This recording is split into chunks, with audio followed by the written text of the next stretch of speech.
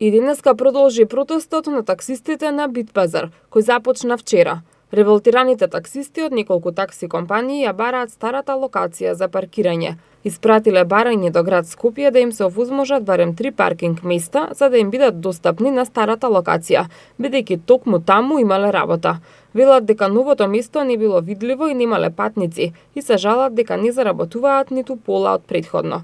Од град Скопје велат дека по консултација со граѓаните кои работат и живеат на местото каде паркираа досега, е одлучено да не се дозволува ниту застанување на такси возила, а додаваат и дека нема да ја променат својата одлука.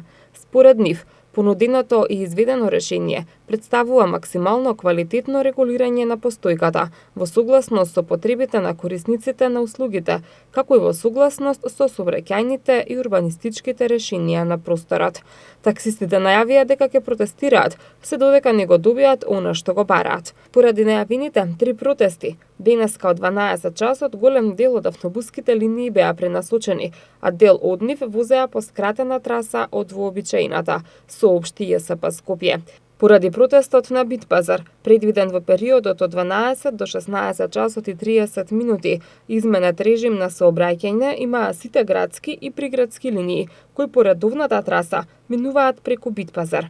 Во тек е и протест на крстосницата на Рузвелтова со булевар Партизански одреди, кој ќе трае до 17 часот. Автобусите што сообраќаат во овој реон ќе возат во зависност од моменталните услови на терен, односно по траса наложена од сообраќајната полиција.